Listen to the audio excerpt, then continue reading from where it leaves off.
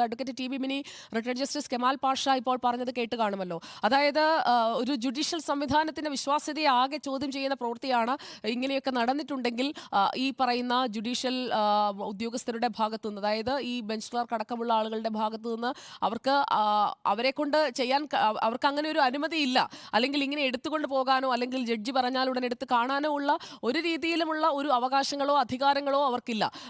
അതുപോലെ തന്നെ മജിസ്ട്രേറ്റ് അടക്കമുള്ള ആളുകൾ എപ്പോഴാണ് ഇത് പരിശോധിക്കേണ്ടത് എന്നതിനും കൃത്യമായ വ്യവസ്ഥയുണ്ട്. അപ്പോൾ അതെല്ലാം മറികടന്നുകൊണ്ട് ഇങ്ങനെയൊക്കെയുള്ള ഇടപെടലുകൾ ഒരു തവണയല്ല 3 തവണ ഉണ്ടായിട്ടുണ്ടെങ്കിൽ അത് കൃത്യമായ ഒരു അന്വേഷണത്തിലൂടെ പുറത്തു വരേണ്ടതല്ലേ? ആർക്കു വേണ്ടി ചെയ്തു, എപ്പോൾ ചെയ്തു, എന്തിന് ചെയ്തു, ഇതിനെല്ലാം ഒരു വ്യക്തത വരേണ്ടതല്ലേ? നമ്മൾ ആരോപണങ്ങൾ, അന്വേഷണ റിപ്പോർട്ടിന്റെ ഉള്ളടക്കം എന്നതിനപ്പുറം ഒരു അന്വേഷണം ഇവരൊക്കെ നേരിടേണ്ടതല്ലേ അഡ്വക്കേറ്റ് ടി ബി മിനി?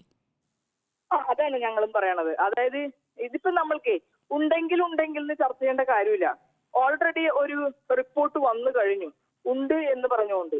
ഇനി ഇനി ഞാൻ നേരത്തെ പറഞ്ഞു നിർത്തിയത് അതാണ്. ഒരു കേസ്, ഒരാള് സുജയനെ തല്ലി എന്നുള്ളത് ഉറപ്പായാൽ, തല്ലിയ ആൾക്കെതിരെ കേസെടുക്കണമെന്ന് സുജയ പറഞ്ഞാൽ കേസെടുക്കണം. അതാണല്ലോ നിയമവ്യവസ്ഥ. അപ്പൊ ഇവിടെ ഒരു ഫാക്ട് ഫൈൻഡിങ് എൻക്വയറിയിൽ ജില്ലാ ജഡ്ജി തന്നെ പറഞ്ഞിരിക്കുകയാണ്, ഇങ്ങനെ സംഭവിച്ചിരിക്കുന്നു, ഇന്ന ആളുകൾ ഇത് ചെയ്തിരിക്കുന്നു. അപ്പൊ ഇനി ഫർദർ സ്റ്റെപ്പ് എന്താ? അവർക്കെതിരെ അന്വേഷണം നടത്തി അവരെ ശിക്ഷിക്കണം, നിയമപരമായി ശിക്ഷിക്കണം. അതിനൊരു ക്രൈം രജിസ്റ്റർ ചെയ്യണം. അത് തീർച്ചയായിട്ടും കോടതി അതിന് മുൻകൈ എടുക്കണം. ഇവിടെ നമ്മുടെ അന്വേഷണ സംവിധാനം പോലീസാണ്. ആ പോലീസിനെ ഉപയോഗിച്ചുകൊണ്ട് ഈ തൊണ്ടി മുതലടക്കം കണ്ടുപിടിക്കണം. എന്തിന് ഇവരിത് ചെയ്തു എന്നുള്ളത് കണ്ടുപിടിക്കണം. ഇത് രണ്ടും ഒരു ഫാക്ട് ഫൈൻഡിങ് എൻക്വയറി കൊണ്ട് നടക്കില്ല. അത് ഇൻവെസ്റ്റിഗേഷൻ എന്ന് നമ്മൾ പറയുന്ന CRPC പ്രോസസ് കൊണ്ട് മാത്രമേ നടക്കുള്ളൂ. അതാണ് നമ്മളിപ്പോ ഈ IAൽ ആവശ്യപ്പെട്ടിരിക്കുന്നത്.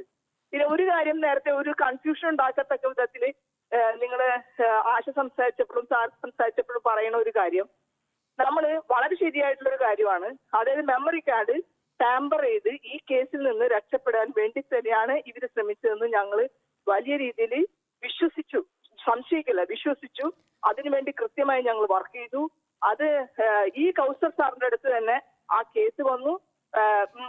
മിറക്കിൾ പോലെ തന്നെ അദ്ദേഹം അന്ന് ഈ മെമ്മറി കാർഡിന്റെ മിറർ ഇമേജ്, അത് ഫോറൻസിക്കിൽ ഇരുന്നിരുന്ന മിറർ ഇമേജ് തന്നെ അന്നത്തെ ദിവസം തന്നെ ഒരു പ്രത്യേക ദൂതം വഴി എടുത്തു കൊണ്ടുവന്ന് അവിടെ മാർക്ക് ചെയ്യപ്പെട്ട് ഞങ്ങളെ സംബന്ധിച്ച് എവിഡൻഷ്യറി വാല്യൂ ആയിട്ട് ബന്ധപ്പെട്ടുള്ള ഈ തർക്കങ്ങൾ, ഈ കേസ് തകർന്നു പോകുന്ന, ഇല്ലാതായി പോകുന്ന ആ കേസിനെ വീണ്ടും നമ്മൾ പുനരെടുപ്പിക്കാനായിട്ട് കഴിഞ്ഞു.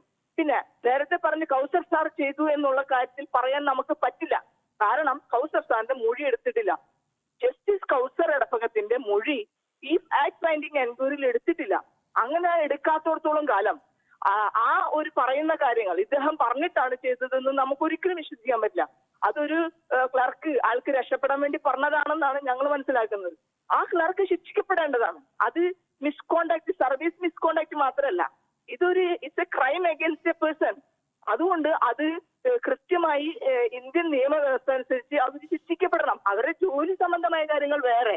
കേസ് വരുമ്പോൾ സ്വാഭാവികമായി മിസ്കോണ്ടാക്ടിന് കേസ് അവർക്ക് ജോലി നഷ്ടപ്പെടും. അത് വേറെ കാര്യമാണ്. അതിനേക്കാൾ സീരിയസ് എന്നെ സംബന്ധിച്ച് എന്റെ പ്രൈവസി എന്ന് വെച്ചാൽ ഈ വിക്ടിമിന്റെ പ്രൈവസിയെ കൃത്യമായി അറിഞ്ഞുകൊണ്ട് ഉപയോഗിച്ച് അത് ടാമ്പർ ചെയ്യാൻ ശ്രമിച്ച് പ്രതിയെ സഹായിക്കാൻ ശ്രമിച്ചു. അതാണ് നമ്മളുടെ പ്രശ്നം. തെളിവ് നശിപ്പിക്കാൻ ശ്രമിച്ചു.